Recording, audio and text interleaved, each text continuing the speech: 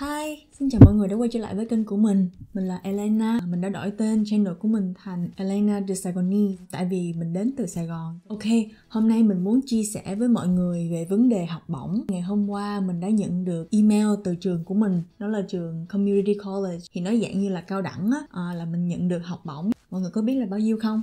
Đó là 1.500 đô. Lần này là lần thứ 2 mình đăng ký thì mới nhận được. Vì lần đầu mình bị từ chối. Khi mà bị từ chối mình suy nghĩ là chắc khó lắm, thôi không nộp nữa. Nhưng mà hên mình cứ nộp thử. Kết quả là mình đã nhận được. Và cái tiền này nó sẽ trả tiền cho tiền học của mình vào cái khóa tới, vào khóa của mùa thu á. Và cái video này mình muốn chia sẻ cho mọi người về cái cơ chế đăng ký học bổng ở bên này như thế nào, cho những bạn qua đây du học có cơ hội để mà thử sức mình để đăng ký và nhận được cái học bổng này. Vì tiền free mà ai mà không muốn, đúng không? Nghe tới học bổng thì có thể mọi người nói wow, học bổng chắc khó để mà lấy lắm. Nhưng mà thật sự học bổng bên này á, họ tạo cơ hội cho tất cả học sinh, sinh viên có thể đăng ký. Nó không có phải như là học bổng như bên Việt Nam mình. Theo mình nhớ lúc mà mình ở Việt Nam á, thì những bạn có cơ hội nhận được học bổng thì phải là những bạn mà gọi là top của trường, phải học rất là giỏi, top của khoa, đứng nhất trường hoặc đứng nhất khối hay gì đó thì mới có cơ hội nhận được học bổng. Nhưng mà bên này á, cái cơ chế của Community College hay là University, nói ra thì nó cũng không có khó đâu. Bạn chỉ cần là viết một bài luận về bản thân, nói về kiểu như cuộc sống của mình như thế nào, tại sao mình lại cần cái học bổng này, và nếu không có học bổng này thì mình sẽ ra sao, kế hoạch trong tương lai của bạn về học tập nó sẽ như thế nào.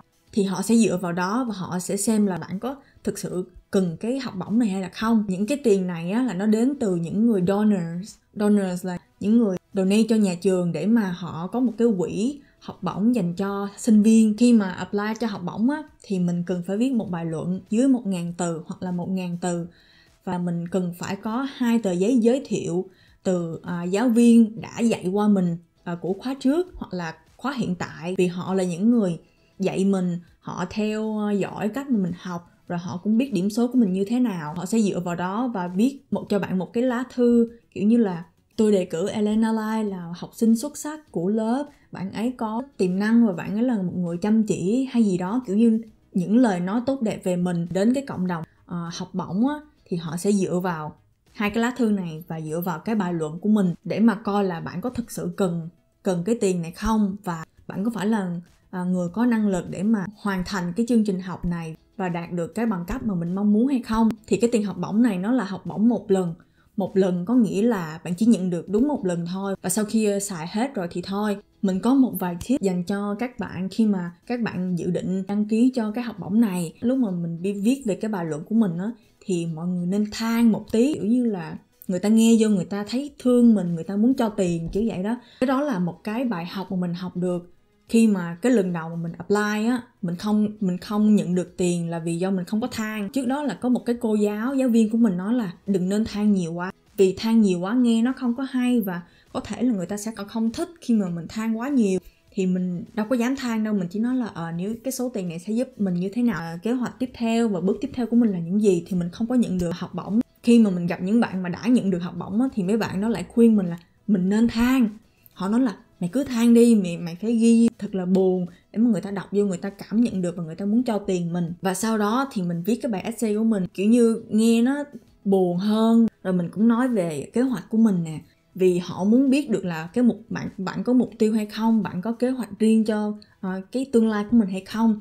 Vì nếu như mà bản thân bạn không biết được là bạn muốn gì thì họ cũng rất là khó cho họ để mà quyết định là cho bạn cái tiền học bổng này. Thì cái tip thứ hai á, mình muốn nói là bạn cần viết về cái kế hoạch và dự định bằng cấp và những bước tiếp theo của mình thật là rõ ràng để họ biết được là bạn là một người có mục tiêu, đã lập kế hoạch cho tương lai của mình. Và cái thứ ba, bạn nên có một mối quan hệ tốt với lại giáo viên của mình, vì thực sự là cái giấy giới thiệu nó cũng rất là quan trọng. Giáo viên của mình sẽ là người mà viết về mình, nói là cô bé này tính tình như thế nào, cách học như thế nào, có chăm chỉ trong lớp không. Có một cái mối quan hệ tốt với lại giáo viên mình cũng là một phần giúp cho cái tờ giấy giới thiệu á nó cũng sẽ mạnh hơn. Mình có 2 tờ giấy giới thiệu từ một cô tiếng Anh và một người advisor là cái người mà hay kiểu như khuyên mình á, kiểu như là bước tiếp theo là mình nên học lớp nào, mình cần làm những gì để mà apply cho học bổng, kiểu vậy. Hai người đó rất là hiểu mình, vì khi mà mình không hiểu về một vấn đề gì đó là mình tìm đến họ để mà hỏi cho rõ ràng. Rồi cô giáo tiếng Anh mình lúc đó là mẹ cổ mất,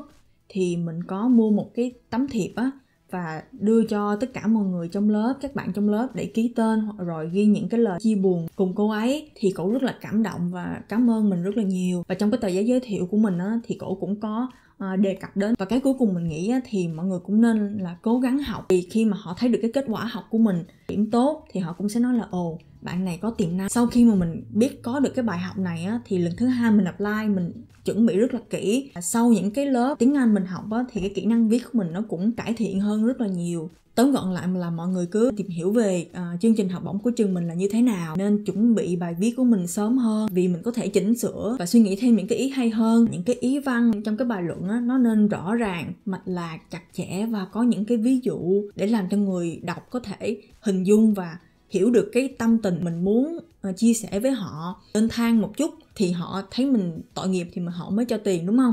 Các bạn nên có mối quan hệ tốt với lại giáo viên mình, để khi mà họ viết cái thư giới thiệu cho mình á, lời lẽ hay hơn về mình. Cuối cùng mình muốn nói là các bạn cứ thử đi, các bạn cứ apply, đừng sợ. Nó không có phải là khó như là ở Việt Nam mình. Ở đây là họ tạo điều kiện cho tất cả mọi người để mà bạn có thể nhận được tiền và hỗ trợ khi mà mình đi học. Ngại gì mà không thử, đúng không? Mình rất là động viên các bạn cứ thử đi và đừng ngần ngại, đừng chờ đợi gì hết. Khi mà bạn đạt được một cái thành tích gì đó thì bản thân bạn cũng sẽ rất là tự hào, và cái cảm giác như là bạn yêu bản thân mình hơn á.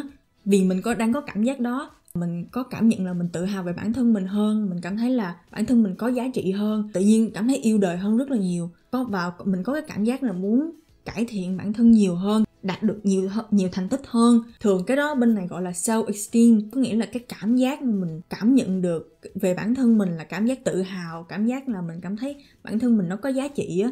Nó làm cho mình tự tin hơn rất là nhiều nữa. Cho nên là mọi người cứ làm đi. Nó không chỉ là giúp về mặt kinh tế mà nó còn giúp về cái mặt tâm lý của mình nữa. Thì mình thực sự recommend các bạn, những bạn sinh viên mà đang đi học ở bên Mỹ hoặc là đang du học ở đâu đó, những bạn mà đang ở Việt Nam cũng vậy nữa. Nếu như trường mình tạo cơ hội cho mình nhận học bổng thì mình cứ thử sức đi, nó không có mất mát gì đâu. Và khi mà mình thất bại thì mình cứ apply tiếp thôi. Giống như mình phải apply lần thứ 2 mình mới nhận được, vì mình sẽ không biết được kết quả nếu như mà mình không thử sức, đúng không? Nên là mọi người cứ thử đi. Xin cảm ơn mọi người đã xem video của mình. Nếu như mà mọi người thích video của mình thì hãy like và subscribe kênh của mình nhé.